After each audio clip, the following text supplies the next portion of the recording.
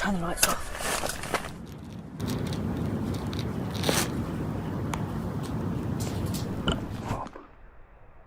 Definitely just saw eye shine over there.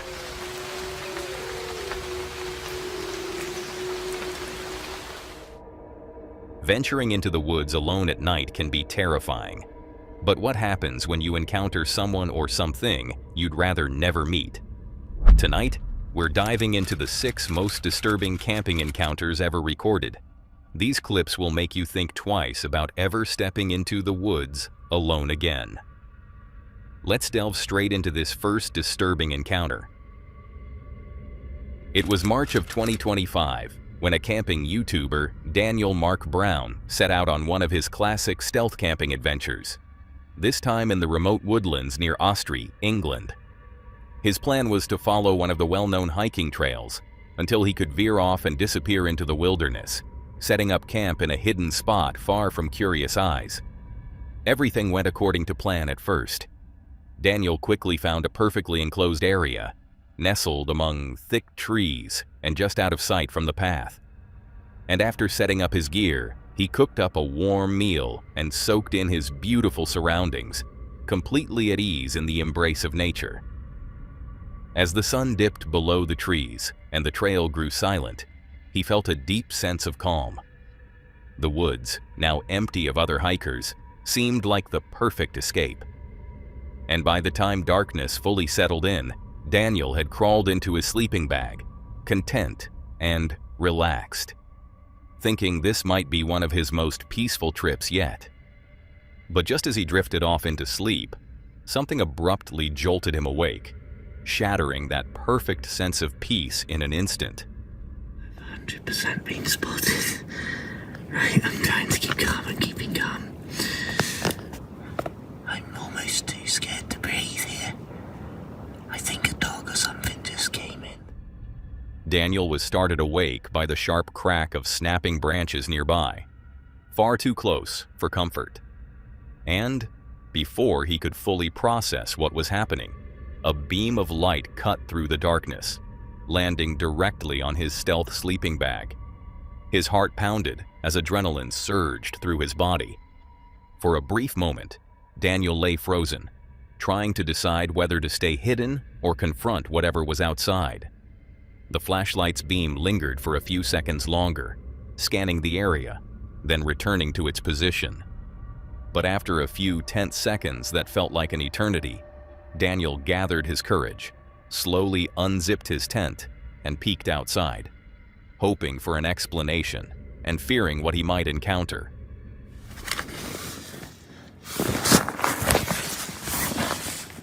Oh, that's right. They're looking straight at me. Right, I'm trying not to panic.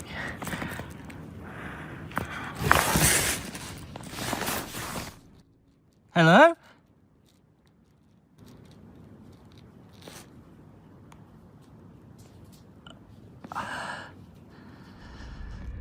As Daniel called out to the figure, hoping for some kind of response or reassurance, the worst-case scenario unfolded.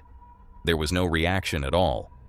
The person didn't speak and simply turned and walked off into the trees, slowly, deliberately, and eventually switched their flashlight off completely. For a brief moment, Daniel felt relieved that the stranger hadn't approached, but that relief quickly twisted into fear. Not only was this person still out there somewhere in the dark, but Daniel had completely lost track of them. He had no idea where they'd gone, what their intentions were, or if they were even alone. The forest, which had felt peaceful just hours before, now felt hostile. Every rustle of leaves or distant crack of a twig fed into his paranoia. Alone, hidden, and with no cell service, Daniel's mind raced with every worst-case scenario imaginable. They haven't been about, I haven't seen a single light now for maybe 5-10 minutes. I don't even know. I've been just trying to keep as calm as possible, but when they walked off and the light went out, I don't even know which direction they were, but somewhere in that direction. I'll forget it, let's just go. The encounter was unsettling enough to jolt Daniel into action. Without wasting a moment, He quickly packed up his gear and began making his way out of the woods, his heart pounding, every sound amplified by the paranoia creeping in with the dark. But if the person with the flashlight had any sort of malicious intent, escaping wouldn't be as simple as just walking away. The way they refused to respond to Daniel's call was already unnerving. But what made things truly disturbing was how they had silently turned off their light and vanished into the forest, as if they were watching, waiting, or perhaps stalking. Of course, there's always the possibility that it was something entirely innocent. Maybe it was just a late-night hiker or someone walking their dog who got spooked hearing a voice out of the darkness. Perhaps they were just as startled as Daniel, choosing to retreat quietly rather than engage. Still, the alternative is harder to ignore, that Daniel had narrowly avoided something far more sinister. Whatever the truth may be, Daniel was lucky. He made it out of the forest without another encounter, and this terrifying experience became yet another chilling reminder of how quickly a peaceful solo trip can turn into something out of a nightmare. And after that night, something tells us Daniel won't be stealth camping near Austria again anytime soon. If that first encounter already gave you chills, brace yourself, because things are only going to get worse. Imagine when you're spending the night in the woods and instead of seeing something, you only hear it.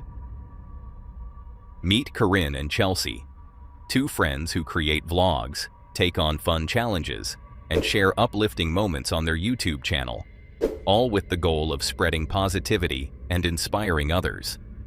Their content is usually lighthearted and full of joy, but this particular video took a much darker turn.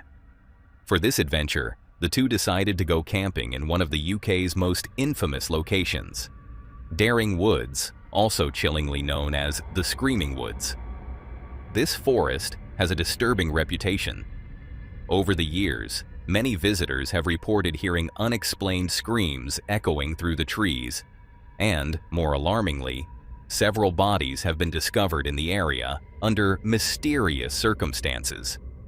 Intrigued by the chilling legends, Corinne and Chelsea set out to spend the night in this eerie forest, curious to find out whether the stories were just urban myths or something more.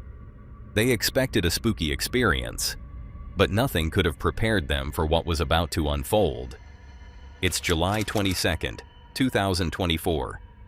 Filled with nervous excitement, Corinne and Chelsea make their way toward the Daring Woods.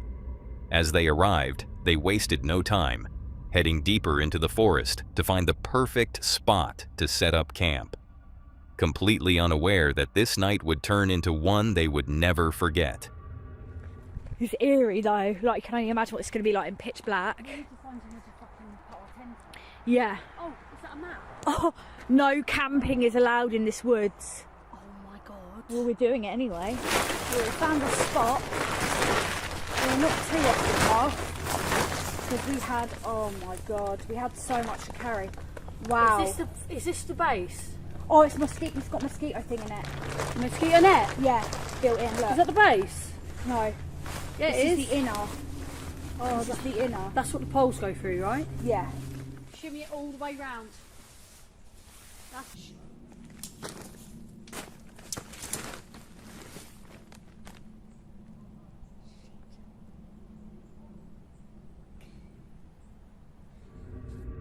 It took Corinne and Chelsea a while to set up their tent, mostly because they had to stay as quiet and discreet as possible. After all, camping in Daring Woods is strictly forbidden, and getting caught wasn't part of the plan.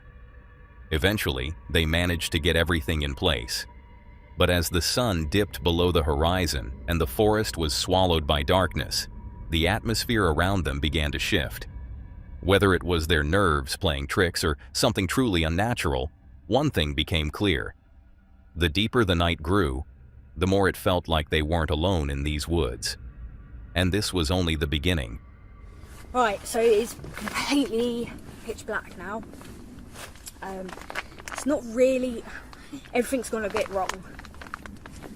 We've got no signal. We've had to walk far just to get enough signal to get the stories of the area. We're shattered.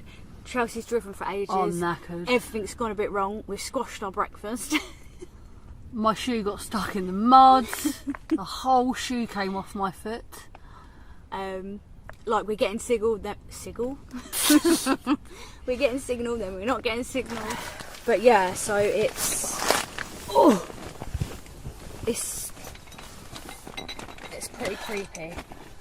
And I mean, when you're in here, it doesn't feel that bad because you can't see the woods that are around us. Can't see the woods if you're out there But anyway, it's too dark. It's pitch black.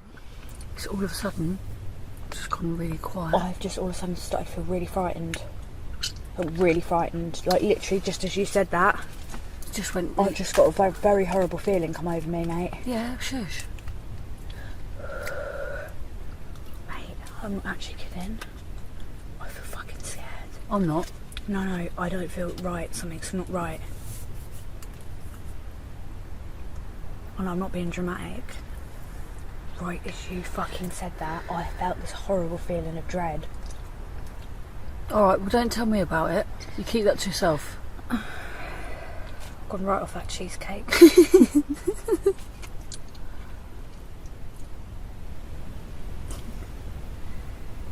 Oh my god.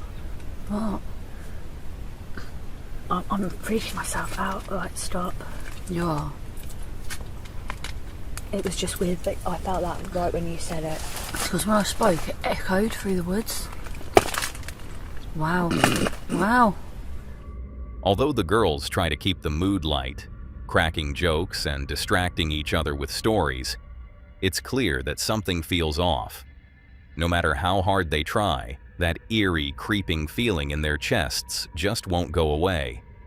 Still, Corinne and Chelsea aren't ready to back down. They remind themselves why they came here in the first place, to face their fears and uncover the truth behind the legends. So, they push through the unease, doing their best to stay calm and collected. But the forest had other plans. That's one of the best bits, I think. What? Yeah, me burping like that. Terrible. What? That light turned itself off, mate, and it can't turn off unless you hold it down. It's probably the battery's No, going. mate. The battery's probably going. Mate, I barely used it. Mate. I'm telling you right now. That doesn't... I'm telling you now. Okay. On my life. Alright. You have to... It doesn't matter. I don't care, do you? Mate, that's creepy. Do you No, care? I'm fine. But Okay.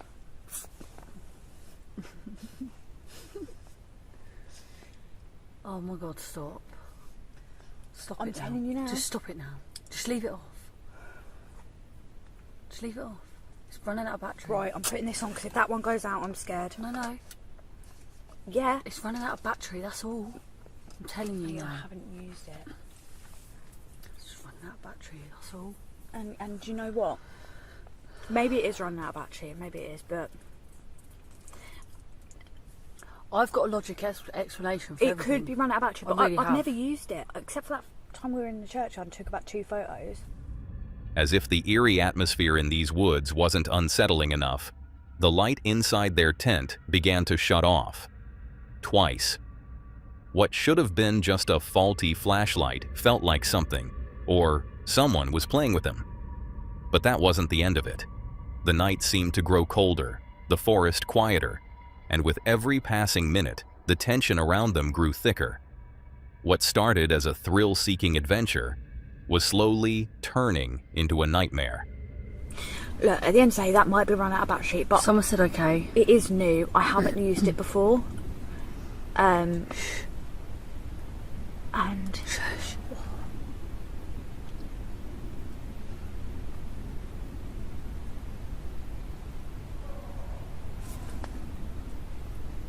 That's just people. I heard a scream. It's just people.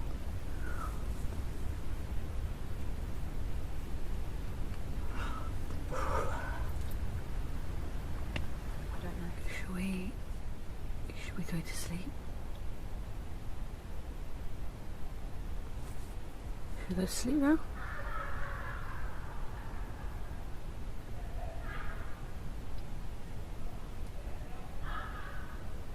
Turn the lights off.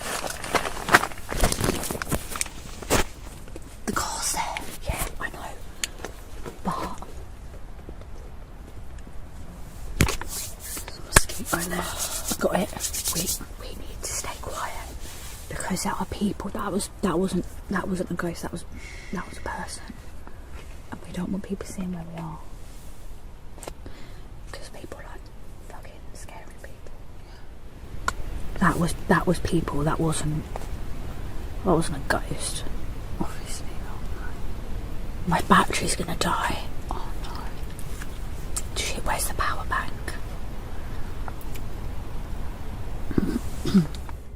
Totally freaked out, Corinne and Chelsea sat frozen in their tent, barely breathing, waiting till the silence replaced the strange noises outside. At first, the quiet was a relief, but soon it became even more disturbing. Whatever had been out there was now gone, or worse, hiding somewhere close. Not knowing made every second feel longer. Still, they decided to press on. With no real way to defend themselves and no safe way to leave, the only option was to stay put.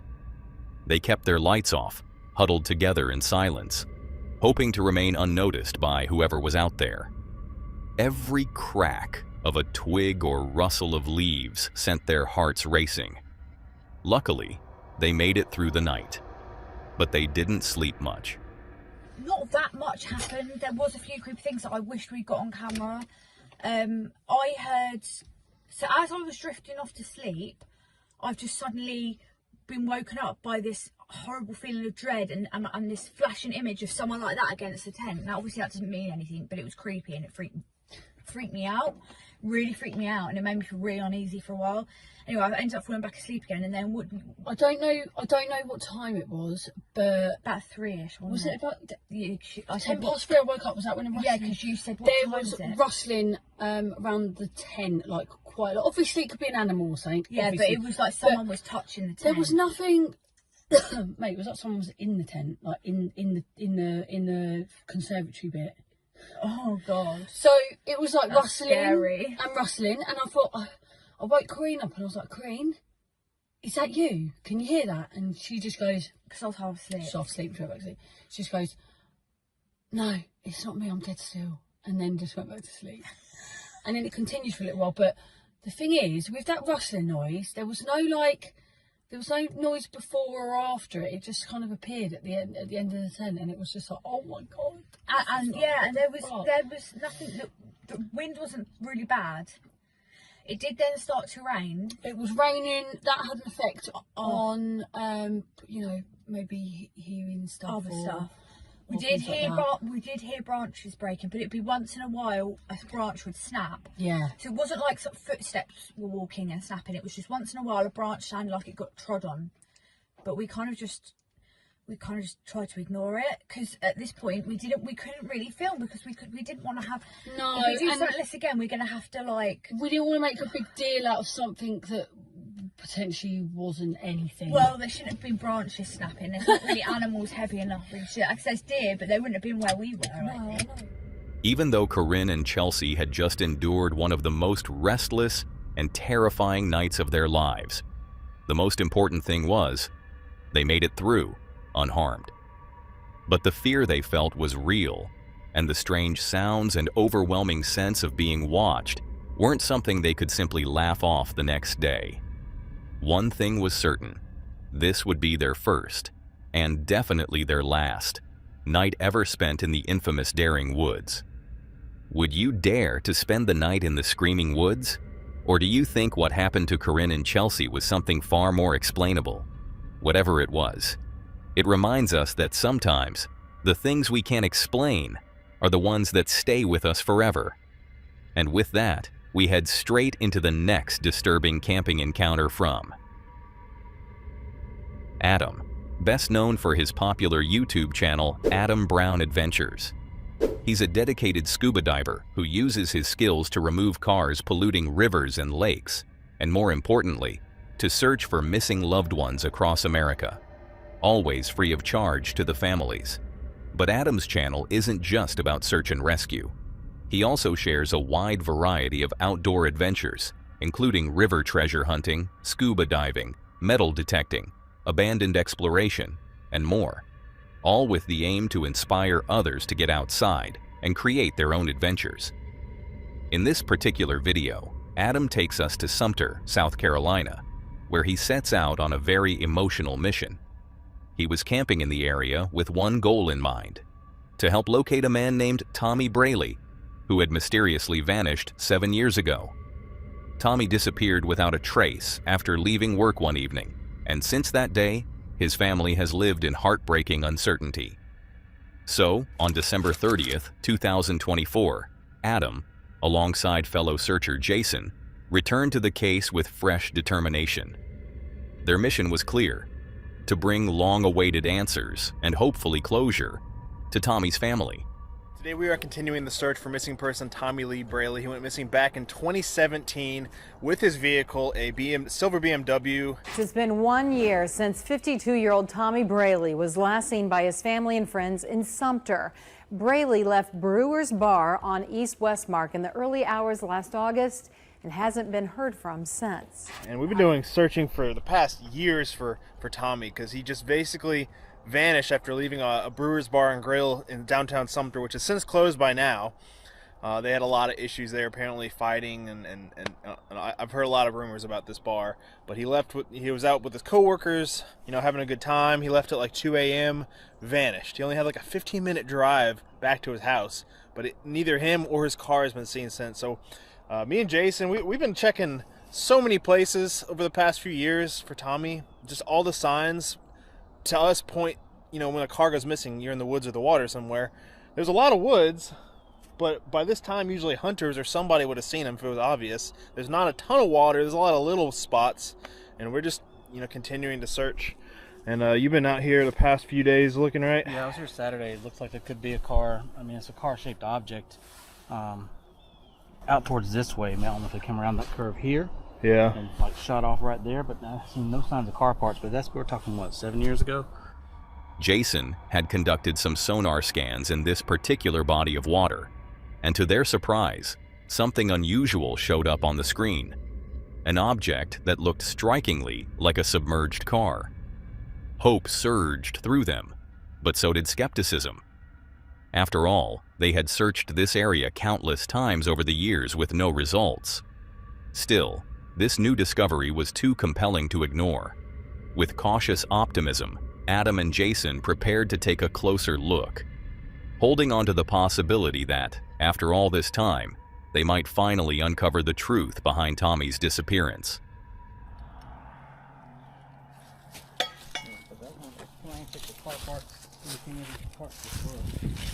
That one looks silver.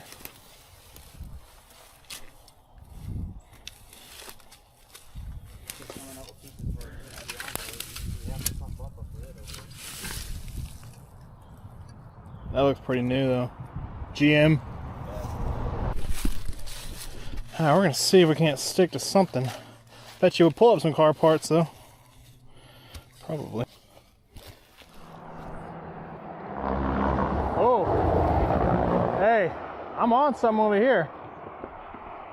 And honestly, kind of felt like a car to me.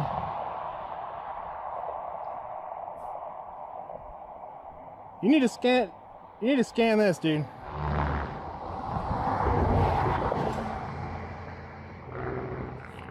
That is something big.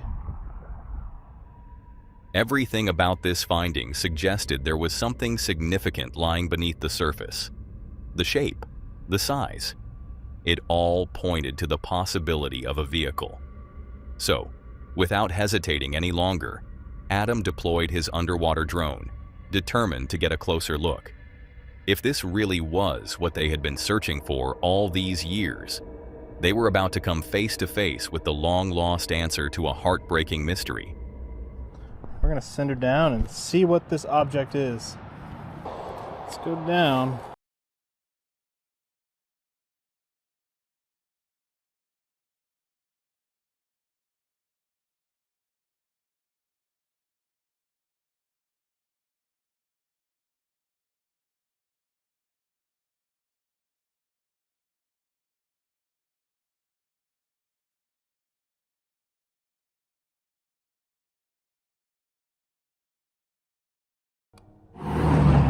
Look like the right. I don't know. Can't tell. Is it a 4-door? That looks like a 4-door. I think his car is a 4-door though, wasn't it? That window's down, right? That looks like a driver's side window. I mean, for this to get here though, He had been moving. That looks like a BMW grill front end. this has got to be him. This has got to be him. Can you go around more to the front? I'm trying to. I mean, of course, it's missing the thing. Yeah, it should have another one identical to it on the other side. Turn now. You're too far, too close. That's a BMW. That's 100% a BMW. I think we found him, man. You're not gonna be able to tell anything. There's usually a logo right there at the top where the two grill pieces come together. That's it. That's this BMW. We found Tommy. I bet. That's gotta be Tommy. That's gotta be Tommy. Dude. Dude. I knew when that magnet stuck, which is a weird thing to say because we didn't even run sonar or anything, but you kind of get to know the stick of a car, you know, the feel. And bear with me because I'm... Oh, and that line's right... Oh, that line's going right over it.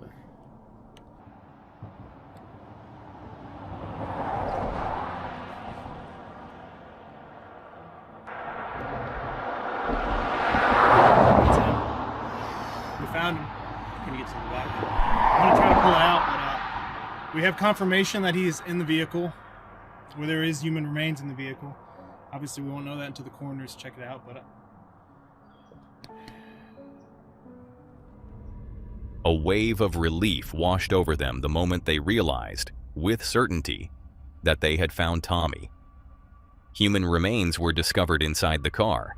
It was located along the exact route where Tommy had disappeared that night, and the vehicle matched the silver BMW he was last seen driving.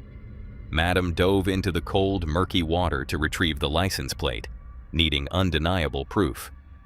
And when the authorities arrived, everything aligned.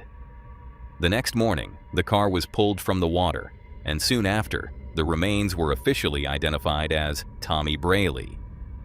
After 7 painful years of unanswered questions, heartbreak, and endless searching, Adam and Jason were finally able to bring long-awaited closure to Tommy's family and the community that never stopped hoping. But for Adam, the work did not stop here. He's still out there, diving, searching, giving families hope where there was none. Because sometimes, the greatest adventure isn't about the places you go. It's about the lives you change along the way. Now, let's take a look at the next chilling camping encounter clip that left viewers equally baffled. This next video comes from the YouTube channel Grizzly Gaz, where Gaz shares his peaceful outdoor adventures, often accompanied by his loyal dog, Fendi. He's built a loyal following thanks to his calm, light-hearted approach to wild camping, filled with practical tips, honest gear reviews, and clever outdoor hacks. In this video, however, Gaz heads to the Ryeburn Reservoir in England, planning a quiet solo camp in the surrounding woods. But what he didn't realize was that this night would be far more unsettling than anything he'd experienced before. It's the 1st of May, 2025. As Gaz and Fendi arrive at the serene reservoir, they set off on a peaceful hike, taking in the beautiful surroundings while looking for a secluded spot to set up camp. Nice waterfall up there, just peeking out through the trees.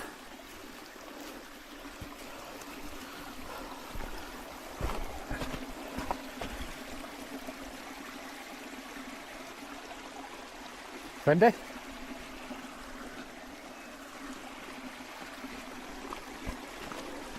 Fendi?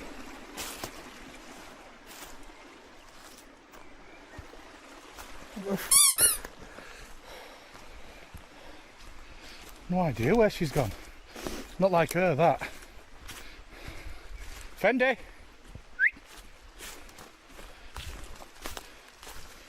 Oh, she's there. What are you doing, mate? I'd be scared then.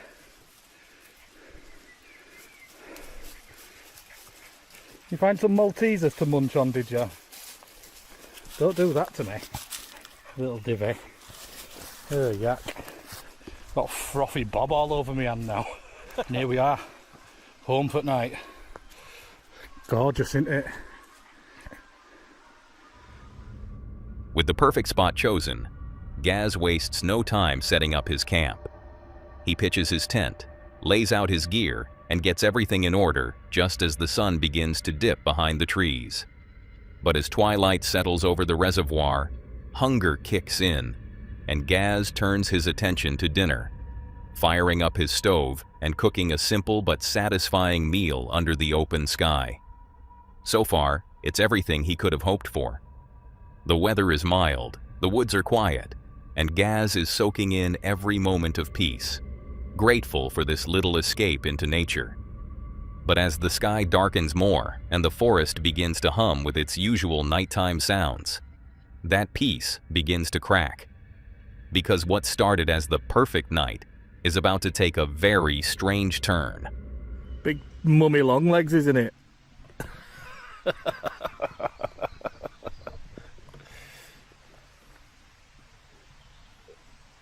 Oh, it's all falling in bits. Bits of legs and that hanging out of it. Bit of extra protein for you.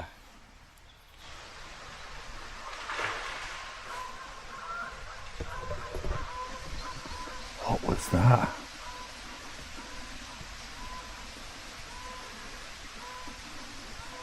Did you hear that?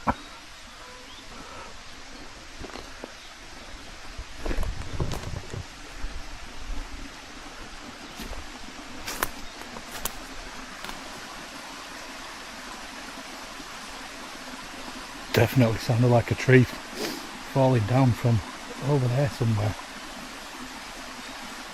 Kept hearing stuff up behind me, and then big crash right over there, but I can't see out through trees. The strange shift in atmosphere definitely throws Gaz off, but he does his best to shake it off and not let it ruin his evening. Still, a feeling lingers, and his curiosity gets the better of him when he remembers the abandoned-looking tent he noticed earlier while scouting the area. It had seemed out of place, weathered, half-collapsed, and oddly silent. But despite the uneasy vibe it gave off, Gaz decides to check it out. Come on then, let's go for a mooch.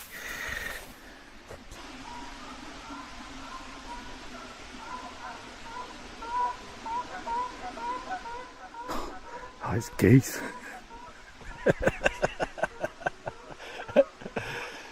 I thought it was someone going at it. Come here. There you go. Little suitcase Sally. Don't know if this is a good idea now. Come on, we need to go have a look, don't we? There it is, look, the tent.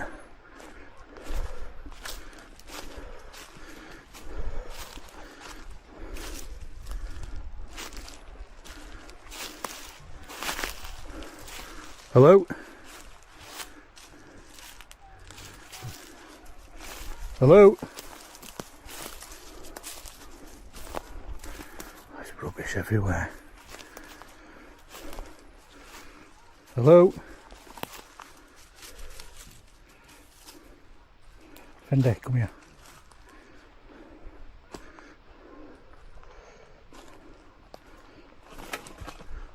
Fucking pigeon.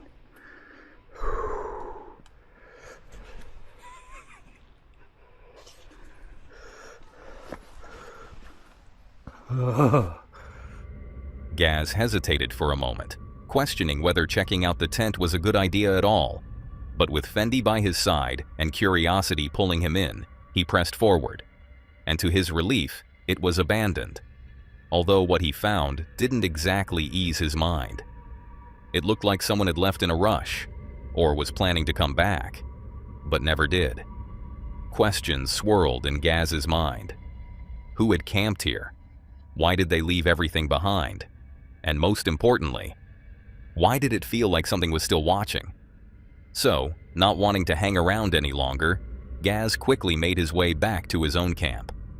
But the sense of unease only grew stronger, and things were only getting weirder.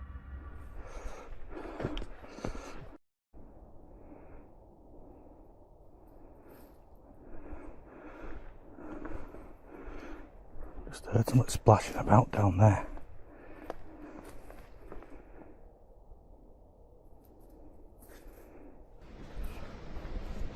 Even just walking over here feels creepy. What do you think, mate? Oh, my head torch seems to be running out of battery now. Watch, it'll dim in a minute. Keeps dimming. Great. That's all we need. Oh, definitely just saw eye shine over there.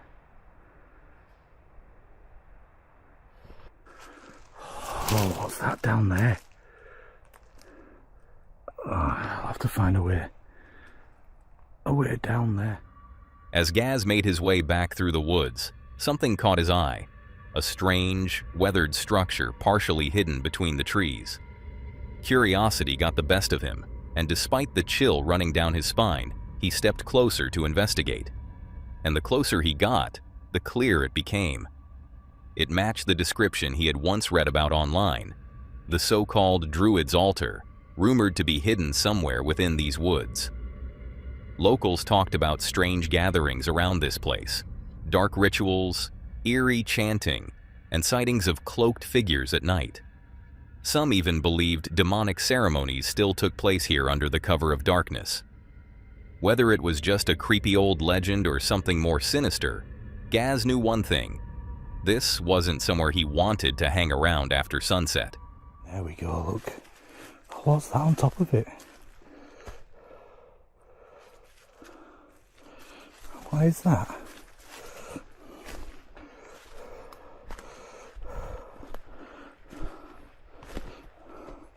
Oh, do we dare even come in here?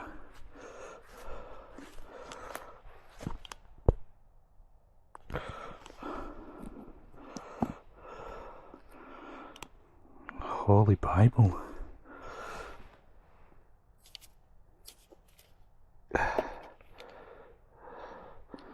That says the end there.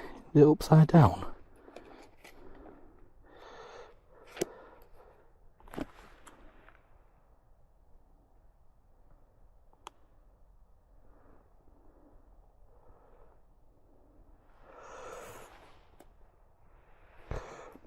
Why would it be upside down? Is Genesis the first passage of the Bible? I don't know. It's got some scribbling on there.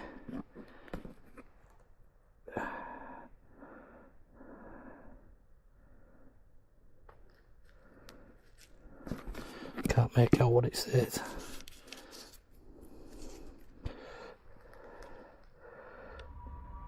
As if the altar itself wasn't unsettling enough, what truly sent a chill down Gaz's spine was the object placed right at its center, a reverse Bible. Curious, but cautious, Gaz flipped through the brittled pages, trying to make sense of the strange writing. Whether it was a prop left behind by thrill seekers or something with a darker purpose, he couldn't tell. But the more he looked, the more his unease grew. With his nerves tightening and a knot forming in his stomach, Gaz knew he had seen enough. This wasn't the peaceful night in nature he had envisioned, and deciding not to let the situation push him into panic, he calmly made his way back to camp, doing his best to shake off the eerie encounter. That's creepy, isn't it? Upside down Bible. Oh, I don't like that. Just seen something flash down there. My mind's playing tricks on me again. Come on. I don't know.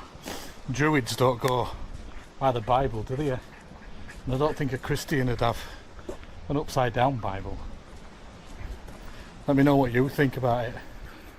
You're tired now, aren't you, mate? Not surprised. There you go. With both Gaz and his dog Fendi drained from the long, uneasy walk back, it was finally time to call it a night. Despite the growing discomfort gnawing at him, Gaz stayed true to his plan, choosing to face the unknown rather than turn back. Crawling into his tent with Fendi curled up beside him, he tried to calm his mind, though the images of the abandoned camp and the strange altar wouldn't stop replaying in his thoughts. By morning, everything seemed normal again, but the lingering chill, the heavy silence, and the unanswered questions remained.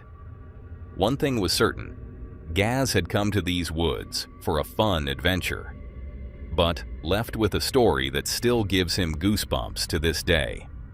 Now, let's dive into the next clip, where once again, someone's camping trip turns into an unforgettable experience. This next clip comes from an adventurous soul behind the YouTube channel Majourney, a man known for pushing boundaries and taking on the wild with fearless determination. His videos showcase everything from hiking through brutal snowstorms to surviving in shelters he builds with his bare hands. No matter the conditions, he finds a way to make the impossible seem possible. In this particular video, he's deep in the Alaskan wilderness, wild camping far from civilization, and what was meant to be another peaceful night under the stars quickly spiraled into a dangerous ordeal. It was April 1st, 2025. Surrounded by the breathtaking beauty of untouched nature, everything seemed serene, until he noticed movement in the distance. A pack of wolves, growing bolder with every passing minute, was making its way closer to him. With adrenaline rising and options fading fast, he stumbled upon an old, abandoned tree shelter, weathered but standing. And with no time to waste and nowhere else to turn, he decided to go up the stairs, hoping this forgotten refuge would be enough to keep him safe through the night. The line between adventure and survival had never felt so thin.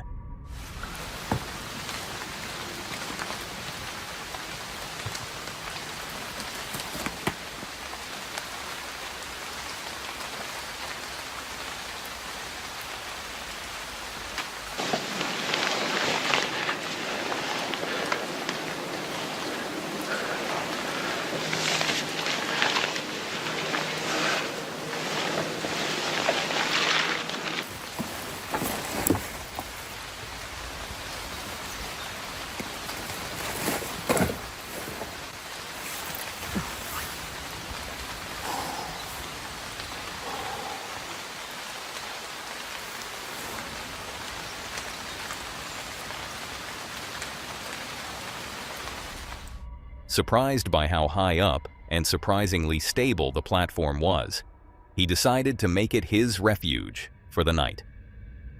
Carefully, he set up a makeshift bed, doing his best to create even a shred of comfort in the cold, silent canopy of the forest.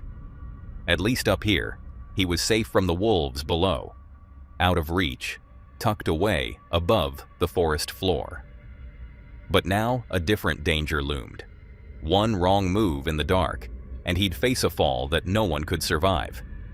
Balancing fear with focus, he settled in, knowing that staying alert through the night would be just as important as staying hidden.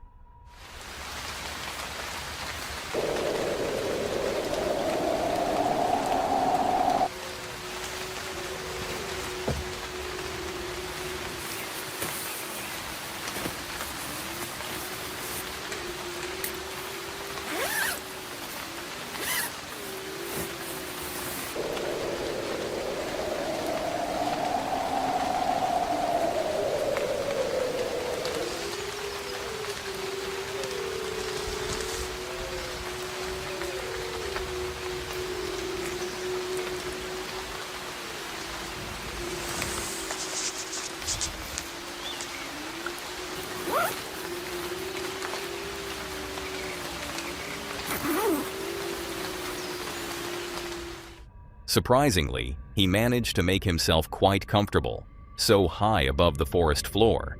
And despite the rough weather, the view from that height was nothing short of breathtaking. The wolves and the wind howled and the trees creaked throughout the night. But the platform held strong, and so did he.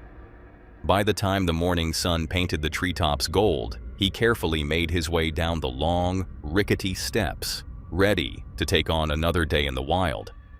What started as a peaceful hike turned into a survival challenge he hadn't seen coming. But he trusted his instincts, adapted on the fly, and proved once again that true adventure lies in the unexpected. One thing's certain, this was a night he won't soon forget. This serves as a stark reminder to be aware of the dangers that may be lurking in the near, and to be cautious when venturing alone into the wilderness. With that in mind, let's dive into the final clip of this video. This next video comes from Sydney, the solo traveler behind the YouTube channel Sydney's State of Mind. Since April of last year, she's been exploring America in her SUV, sharing her adventures, road trip tips, and inspiring moments of freedom on the road. Her channel is usually a source of positivity and beauty, celebrating the joy of solo travel and the breathtaking places it brings her. But not every journey goes as planned. Just as in this particular video, when things took a darker and more unsettling turn as Sydney was camping in the remote wilderness of southeast Missouri. It's September 22nd, 2024. After a long day behind the wheel, Sydney finally arrives at the secluded area she picked out for the night. The day had been exactly what she'd hoped for. Quiet, beautiful, and full of adventure. But once she reaches her chosen campsite, something shifts. The mood begins to change. There's a tension in the air that wasn't there before, subtle but impossible to ignore. Oh, this looks so creepy.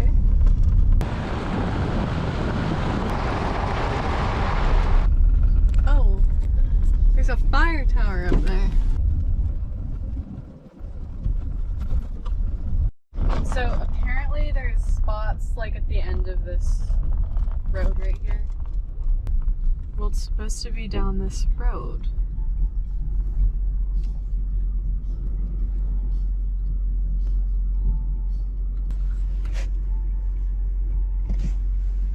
This all just looks really spooky.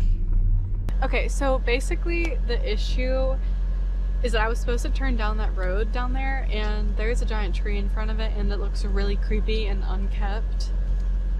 It's supposed to storm. I'm basically in a hurricane. I'm in like hurricane weather right now. And I have a feeling that if I stay this far deep in the woods, a bunch of branches are gonna fall and block me when I want to leave tomorrow. So I think I might just camp at the fire tower. Trusting her instincts, Sydney decides to change her original plans. Something about the area just didn't feel right. Prioritizing her safety, she turns back, hoping to find a better and more comfortable place to set up camp for the night. With daylight fading, Sydney does her best to stay positive, reminding herself that part of life is adapting when things don't go as planned. And eventually, she settles on a new spot. It isn't ideal, but she makes it work, determined not to let her uneasiness ruin the evening. But what Sydney doesn't know is that the night is far from over. I made it back to the fire tower.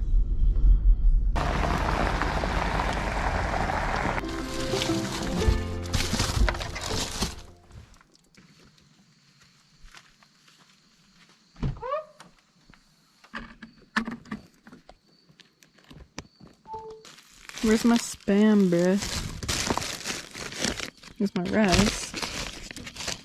I'm making Spam. I've only had it one other time in my life. The only time I've had Spam was on a ski weekend with people from my college, and this girl made Spam.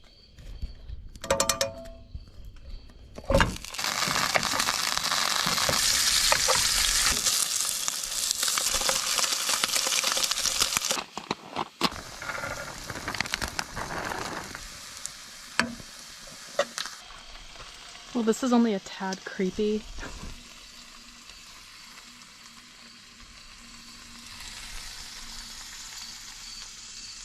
I feel like I'm attracting all the bears.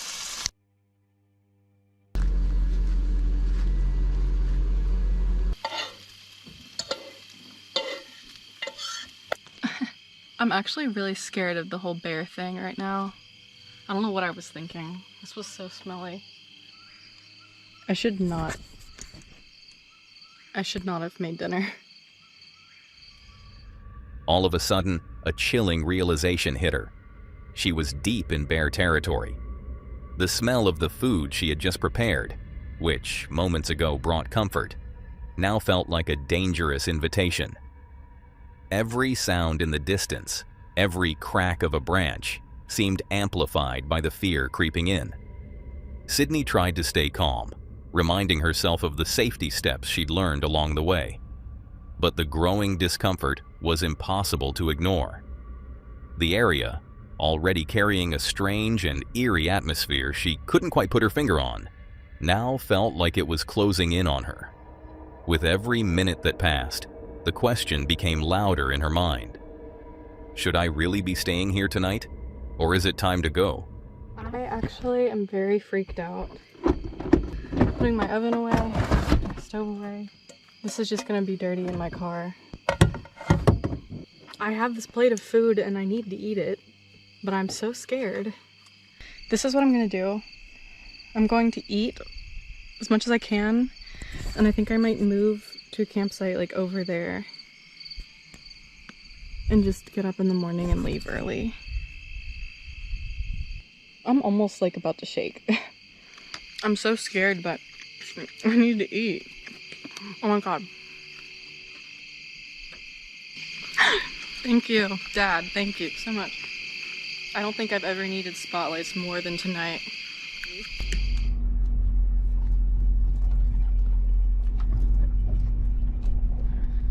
Okay, I'm checking to see if there's even a place to like pull in.